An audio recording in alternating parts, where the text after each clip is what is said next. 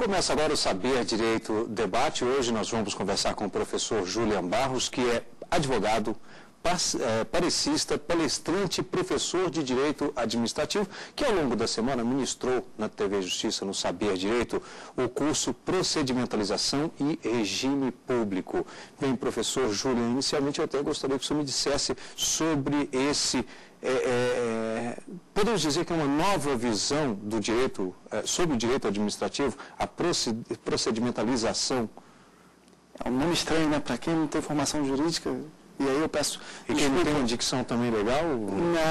Eu peço desculpa para os telespectadores que não têm uma formação específica, mas é um tema muito novo e é um tema que facilita a vida de qualquer cidadão, de qualquer administrado. Por que isso? Na verdade...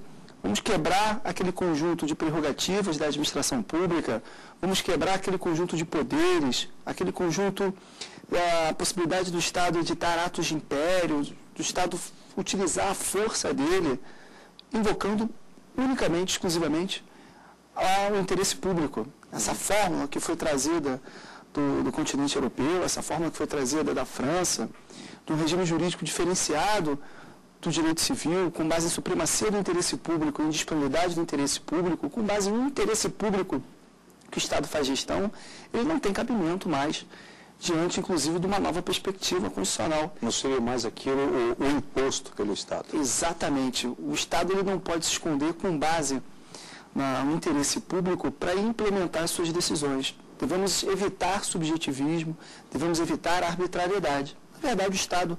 ele existe essa sociedade organizada para a implementação, efetivação dos direitos fundamentais. Esse é que é o importante, realização da dignidade da pessoa humana, realização dos princípios, das diretrizes estabelecidas na Constituição. E aí a procedimentalização, o processo, ele vem para dar um suporte, para dar transparência para a atuação da administração pública, o porquê a administração pública chegou àquela solução. Isso facilita a vida de todos, é uma nova perspectiva do direito administrativo, é o que é de novo no direito administrativo e eu acho que cada vez mais será implementada. Nós temos uma certa tradição, uma certa recusa do Poder Judiciário, o Poder Judiciário que é muito tradicional, né, normalmente na visão do direito público, mas eu acredito que ao longo dos anos seja uma visão generalizada. Pois é, de onde vem essa questão aí dessa tradição? Não necessariamente agora, ainda pelo lado mesmo, mais por parte do Estado. De onde vem então essa, como talvez eu até me referi aqui mais, essa imposição? E hoje isso começa a mudar. De onde surge? Na verdade, se nós formos analisar o direito administrativo brasileiro, ele tem diversas fontes. Ele tem um pouquinho de uma fonte do direito anglo-saxônico, ele vem lá, um pouquinho dos Estados Unidos, da Inglaterra, mas ele também tem muito direito francês. Copiamos o modelo francês. E no modelo francês, após a Revolução Francesa, o que acontece? A administração pública, o Estado, tinha um certo senão com as decisões do Poder Judiciário. E era necessário fazer uma perpetuação do poder. Os administradores daquela época não queriam simplesmente abrir mão do seu poder. Criaram determinados mecanismos. Discricionariedade, imperatividade, ato de império, poder de polícia. E para fazer valer todo esse poder que o Estado teria, invocaram um tal de interesse público. Basicamente, formularam uma ideia que o Estado faz gestão de interesse público, isso é verdade, e que esse interesse público seria supremo. E daria prerrogativas, poderes para a administração pública realizar esse interesse público. Daí o Estado pode realizar processo de desapropriação, daí o Estado tem uma série de conveniência e oportunidade. O Brasil importa essa fórmula já quase pronta e ao longo dos séculos desenvolve esse sistema esse conjunto de prerrogativas e liberdades da administração pública. Ao longo dos anos, esse sistema ele sofre certas modificações. Mas as modificações que ele sofreu até hoje foram muito pequenas diante do reclame, né, das necessidades da sociedade. Com a Constituição de 88, com a pluralização do debate constitucional, com a efetivação dos direitos constitucionais que precisam ser patrocinados pelo Estado, a gente precisa mudar. Mas, tradicionalmente, o sistema jurídico da administração pública, inclusive ensinado nas faculdades, inclusive que cai em concurso público, ele é voltado, sem dúvida alguma, para a supremacia do interesse público e para a indisponibilidade do interesse público. Mas é um sistema que está prestes a falecer, que está prestes a ruir. Nós teríamos aí, então, a pretexto de um interesse público, talvez, então, certas ações do Estado em que, na realidade, não teria interesse público nenhum, seria interesse de um ou de outro, até mesmo apenas do Estado em si. Exatamente, perfeito a colocação. O que acontece? Primeiro, a gente tem que diferenciar o interesse público do interesse do administrador. Às vezes, o administrador público tem uma série de interesses, pretensões individuais diante do ato administrativo. Isso já é diferente. Depois, a gente precisa diferenciar o interesse público, se é que ele existe, do interesse privado da administração pública. O interesse da administração pública financeiro, o interesse da administração pública ter caixa, para, inclusive, implementar políticas públicas. Dito isso, qual é a forma que se chega ao interesse público? Primeiro, pretendem os autores de direito administrativo falar do somatório dos interesses individuais. Isso é errado, porque hoje a gente vive numa sociedade múltipla. O país é um país continental, com 200 milhões de pessoas, existem gamas diferentes de pessoas e situações diferenciadas. Então, é impossível chegar ao somatório do direito de todas as pessoas. Defendem outros autores que o interesse público, então, seria projeção dos interesses individuais. Vamos projetar o meu interesse, o seu, de cada pessoa, no plano coletivo teremos interesses individuais. Então, teríamos múltiplos interesses públicos. Mas se formos examinar isso mais profundamente, vamos verificar que isso nada mais é do que a implementação do direito positivado. Falar em interesse público, então, é falar do direito positivado, o direito da Constituição, o direito que o Estado garantiu ao cidadão. Isso seria lógico. Então, na verdade, quando o Estado utiliza o interesse público, ele tem que demonstrar qual é o interesse público. A nova perspectiva é, vamos inverter. Primeiro, o Estado precisa demonstrar que aquele interesse é indisponível. Como o Estado vai demonstrar que aquele interesse é indisponível? De acordo com o processo de hermenêutica e interpretação do direito. E aí temos várias formas. Vamos utilizar a supremacia da Constituição, vamos utilizar dignidade da pessoa humana, vamos utilizar a unicidade de jurisdição, vamos utilizar a interpretação conforme a Constituição, às vezes uma interpretação conforme a lei, proporcionalidade, razoabilidade. A partir daí, quando eu consigo alcançar a indisponibilidade de interesse, aí sim eu vou falar que aquele interesse que é indisponível, ele está sendo supremo naquela situação em concreto. Seria, por exemplo, critérios a serem preenchidos para que se realmente revelasse a necessidade, então, dessa atuação. Exatamente. O Estado não pode simplesmente revogar um ato administrativo, o Estado não pode simplesmente implementar uma política, normatizar a lei, falando que ele detém um interesse público e impossibilitar as pessoas controlarem. Qual é a importância do tema? Vamos exigir do Estado a implementação e efetivação dos direitos fundamentais. E o processo, ele vem com uma fase instrumental. Como o Estado implementa os direitos fundamentais? O processo, a procedimentalização administrativa, ela permite controle da sociedade. Por que o Estado chegou àquela solução? Ela possibilita uma atividade administrativa isenta de erros. Porque a administração pública, ela exterioriza sua vontade de acordo com a lei, de acordo com o devido processo legal, e facilitando, sim, uma atividade administrativa mais eficiente. Uma atividade administrativa isenta de erros, voltada para o princípio da eficiência, possibilita a proteção do patrimônio público. Transparência. Possibilita redução dos encargos do Poder Judiciário. Temos vivido uma época em que o legislador faz grande esforço, a sociedade como um todo faz grande esforço para o Poder Judiciário ter uma diminuição dos seus encargos. Milhões de ações são propostas anualmente perante o Poder Judiciário. E precisamos reduzir, ter projetos para reduzir essas ações.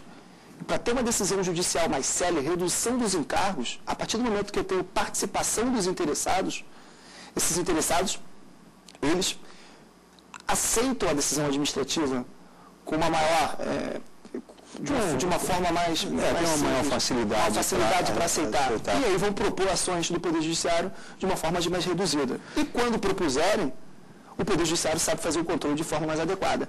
E a efetividade da tutela judicial. Então, a procedimentalização é essencial. Bem, professor, nós vamos voltar a falar ainda sobre esse tema, que é, como você mesmo cita, é novo, é uma nova visão, daqui um pouquinho depois do intervalo. Até já. Estamos de volta com o Saber Direito Debate, hoje conversando com o professor Julian Barros, ele que ao longo da semana ministrou o curso Procedimentalização e Regime Público no Saber Direito. Ele que é advogado, parecista, palestrante, professor de Direito Administrativo. E, professor, eu gostaria assim de um exemplo neste caso, e aí que a gente acaba trazendo essa discussão. Mas, por exemplo, nós poderíamos falar de procedimentalização pegando, e aí interesse público, que na verdade talvez seja o melhor gancho para isso, o interesse público, quando a gente trata, por exemplo, de questões, vamos pegar remédios em que uma pessoa precisa de um determinado remédio ou tratamento que tem um custo elevado. E aí vem o Estado e diz que não dá porque eu vou atender apenas uma pessoa e não vou atender ao interesse público. O senhor pode nos dar, seria mais ou menos uma forma dessa prática da procedimentalização neste caso? Olha, é um perfeito exemplo, é um exemplo que a gente vive no cotidiano. Na verdade, a Constituição Federal, ela determina que a saúde é um direito de todos e um dever do Estado patrocinar. É um direito social, o cidadão tem direito a ter saúde do Estado. Mas sabemos, até por escassez de recursos públicos, que o Estado não consegue patrocinar a saúde para todos. E, eventualmente, temos ações propostas no Poder Judiciário, exigindo do Estado fornecimento de medicamentos de determinados tratamentos. Existem duas visões sobre esse tema. Duas visões interessantes. A primeira visão, voltada para o princípio da dignidade da pessoa humana, voltada para o mínimo existencial. Temos uma Constituição, que um dos fundamentos da Constituição é a dignidade da pessoa humana, e o núcleo da dignidade da pessoa humana é o mínimo existencial. Existe um mínimo que todos nós precisamos ter para subsistir. E a saúde está voltada diretamente para isso, sob pena do perecimento da própria pessoa, da morte da pessoa. Então o Estado deveria patrocinar, sim, a saúde do cidadão que invocasse, que pedisse a tutela do Poder Judiciário. E também tem uma visão que é digno de citação, que fala que não, o Estado não deve patrocinar pretensões individuais sob pena de comprometimento do dinheiro público. Se eu patrocino uma pretensão individual, pode ser que patrocinando essa pretensão, eu nego acesso à saúde de mais de 60 mil pessoas, 100 mil pessoas, 100 vezes o que aquele titular daquela pretensão esteja pleiteando no Poder Judiciário. Passar uma informação nesse caso, até que para que a pessoa tenha uma noção, é porque muitas vezes não é um remédio, às vezes, de R$600, e aí, claro, para muita gente, R$600 para dar num remédio é muita coisa, mas às vezes tratamentos de quase 1 milhão. Recentemente até foi divulgado um caso de uma pessoa que recebe tratamento do Estado com um custo de R$800 mil por mês. Pois é. E aí, será que é legítimo o Estado patrocinar R$800 mil por mês pela dignidade de uma pessoa? Enfim, qual é o posicionamento do Supremo Tribunal Federal nesse sentido? E aí o gancho é excelente. O Supremo acha que o Estado não tem como invocar um interesse coletivo em detrimento da subsistência da pessoa, em detrimento da dignidade da existência daquele cidadão. É dever do Estado patrocinar, sim, o direito fundamental, prestação de saúde para aquela pessoa. O Estado não pode invocar um interesse coletivo desassociado da existência daquele cidadão. Então, o Supremo entende que é dever do Estado, sim, patrocinar, e é um exemplo da quebra da utilização do interesse público de uma forma generalizada. Não presto porque eu faço gestão do interesse público e, de acordo com a minha conveniência e oportunidade, esse tipo de medicamento, esse tipo de tratamento não estaria à sua disposição. Diz o Supremo que é negativo. É necessário, sim, a prestação, a exigência que o Estado realize aquele direito fundamental, que realize aquele tratamento. Pelo menos isso é o que tem prevalecido. Mas é um exemplo que o Estado não pode se esconder por trás do interesse público. É um bom exemplo. Naquela outra forma, tal como você explicou lá no primeiro bloco, aquela outra visão do direito administrativo, seria então possível o Estado chegar e falar assim, olha, não, pronto, acabou, e aí realmente está definido? Seria possível. É possível a utilização do Estado de uma forma de ato, de diretriz política, ato político. O Estado tem direito de realizar a implementação de políticas públicas de acordo com a sua conveniência, de acordo com a sua oportunidade. Inclusive, o princípio republicano. Quem faz diretriz política é o Poder Executivo. Nesse caso, ele poderia invocar, sim, supremacia do interesse público sobre o interesse individual, invocaria a forma normal, em situações normais de temperatura e pressão, prevalece o interesse público sobre o interesse individual e negaria acesso a essa pessoa, àquele medicamento, àquele tratamento. Agora, professor, nós temos aí uma nova visão, então, nessa questão da procedimentalização. Mas isso não significa que a outra esteja extinta. E aí, o que diz, então, uma corrente e a outra? Ou não existe, na verdade, essas duas correntes? Na verdade, existem as duas correntes. A fórmula que é proposta nessa nova visão é que quando o interesse público ele é descoberto, sim, ele deve ser supremo, ele deve ser priorizado naquele caso concreto. O que devemos evitar é uma fórmula abstrata que o interesse público prevalece sobre o interesse particular. Que interesse público é esse? Na verdade, o Estado, utilizando os processos normais de interpretação, de hermenêutica da aplicação do direito, ele precisa chegar à solução mais adequada, né, no caso concreto. Por exemplo, nesse caso de medicamento, funciona muito bem, primeiro, mínimo existencial. Dignidade da pessoa humana e o mínimo existencial como valor fundamental do cidadão. Segundo, razoabilidade e proporcionalidade. Se essa pessoa não tiver acesso ao medicamento, simplesmente falece. Simplesmente eu faço extinção do direito dela, extinção do direito de vida. E o Estado, quando ele presta esse medicamento, quando ele faz essa contraprestação do tratamento, eu não tenho nenhuma extinção do direito do Estado. Então eu posso utilizar uma ponderação de interesses. A fórmula que é proposta pela nova perspectiva é você alcançar qual é o interesse indisponível naquele exato momento e patrocinar aquele interesse. Evitar só a fórmula abstrata. Mas se você alcança o interesse público daquele exato momento, de acordo com os processos de interpretação, ele deve ser defendido. E a procedimentalização ela é importante porque ela vai dar mecanismos de controle. Por que é que o Estado chegou àquela solução? Evita atos arbitrários. Não fiz porque não quis, porque sou gestor público. Não fiz porque não quero. Não fiz porque sou gestor, porque eu tenho conveniência e oportunidade na aplicação de recursos públicos. Isso deve ser evitado. Uma sociedade democrática, em que todo o poder emana do povo, isso está expresso na Constituição, artigo 1º, parágrafo único, a sociedade precisa participar, a sociedade precisa ter informação, porque é que o Estado utilizou aquela decisão. E aí perde um pouco relevância, nessa nova perspectiva, o ato administrativo em si.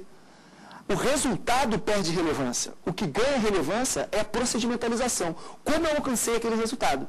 Possibilita a participação de todos.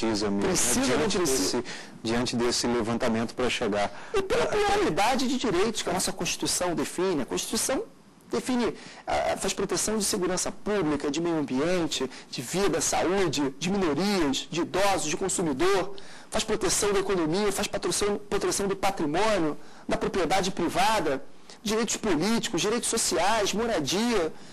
Então, existem vários direitos a serem solucionados. É preciso mostrar qual direito deve prevalecer naquele caso concreto, evitando atos abusivos. Claro que tem as questões administrativas, mas está aí um dos pontos para favorecer, quem sabe nós pudéssemos ter mais referendos, plebiscitos e consultas públicas em diferentes áreas.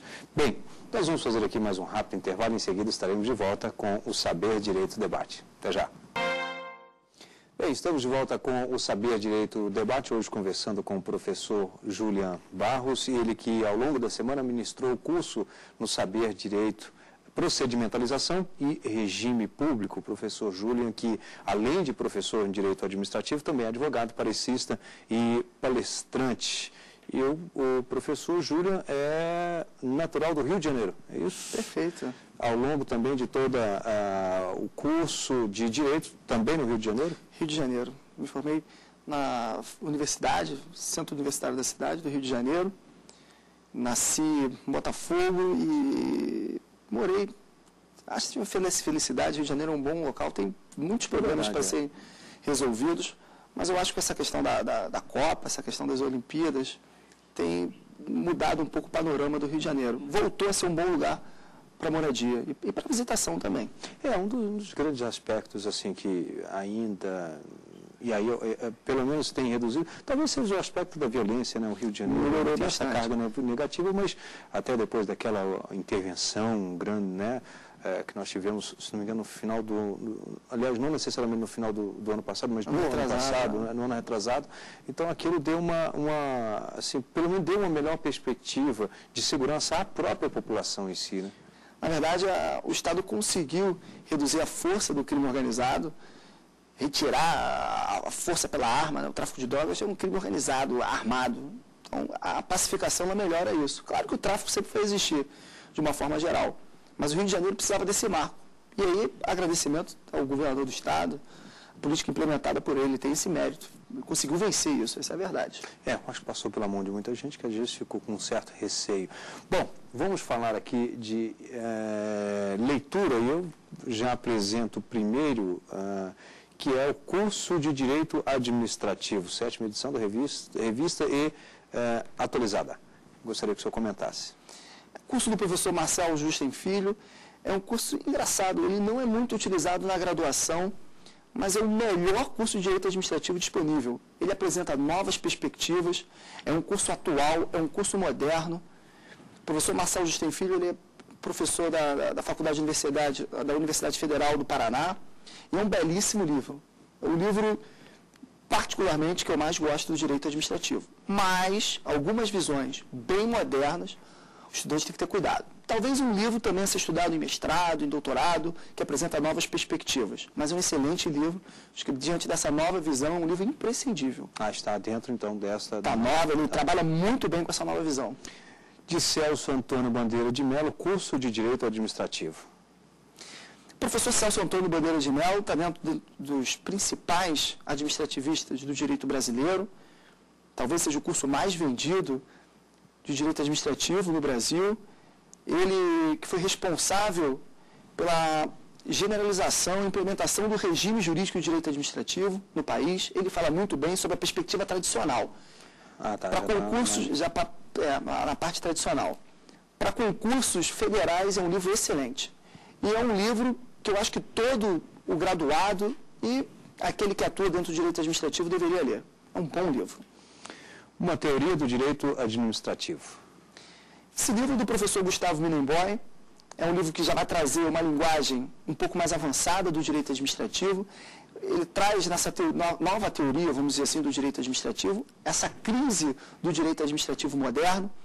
Ele afirma que o direito administrativo brasileiro está em crise, porque ele implementa instituições do direito francês, implementa instituições do direito anglo-saxônico, pede um regime jurídico de direito público, às vezes foge para o regime privado e dá uma nova perspectiva. Foge dessa parte de supremacia do interesse público e indisponibilidade do interesse público, apresenta a proporcionalidade e a razoabilidade para alcançar o que é o interesse indisponível. Fala também, muito interessante, fala também sobre o princípio da legalidade. Então, ele tem uma nova visão. Entre os dois ali, então estaria meio. Na verdade, ele apresenta e quebra o regime tradicional do direito administrativo. Ele vai quebrar. Ele vai falar que é uma farsa e explica por quê. E apresenta uma nova perspectiva do princípio da legalidade, que também passa por transformações. É até um tema interessante para uma nova aula. O princípio da legalidade, hoje em dia, a legalidade ela vem sofrendo uma deslegalização, outros órgãos vêm legislando, teoricamente legislando, e ele trabalha isso com a administração pública policêntrica. Quando a fórmula foi importada para a gente, do sistema francês, quem governava, quem realizava atos administrativos de uma forma geral era o chefe do Poder Executivo. Com a implementação das agências reguladoras, eu faço uma desconcentração desse poder, uma administração pública policêntrica. São novos temas do direito administrativo. É um livro para abrir a cabeça do estudante do direito, abrir uma nova perspectiva também. Aliás, deixa eu só reprisar, porque eu não falei o título completo, né? É uma teoria do direito administrativo, direitos fundamentais, democracia e constitucionalização. Bem, tenho aqui em minhas mãos o outro, que é o Manual de Direito Administrativo. Esse livro do professor José dos Santos Carvalho Filho foi procurador de Justiça há muito tempo do Ministério Público do Estado. É um excelente livro de direito administrativo. Dentro desses três, é aquele que traz uma visão teórica, uma abordagem mais fácil. Escreve de uma forma mais fácil, pode ser utilizado tranquilamente pelo graduando, aquele que ingressa no estudo de direito administrativo. E é um livro atual, que dá várias posições, que dá posições de tribunais superiores. É um dos livros de minha preferência, o livro do professor José dos Santos Carvalho Filho. Escreve muito bem. Bem, eu tive a satisfação de conversar hoje aqui com o professor Julian Barros. Procedimentalização e regime público foi o tema do curso ministrado no Saber Direito. Aliás, aula número 1, regime jurídico da administração pública, 2, escopos da procedimentalização, aula 3, princípios básicos, aula de número 4, recursos administrativos e a quinta e última aula, segurança jurídica e procedimentalização. Lembro que você pode participar do programa por meio do nosso endereço eletrônico, que é saberdireito@stf.jus.br. E o Saber Direito Debate está disponível no canal da TV Justiça na internet, que é o www.youtube.com/saberdireitodebate. Obrigado e até o próximo programa.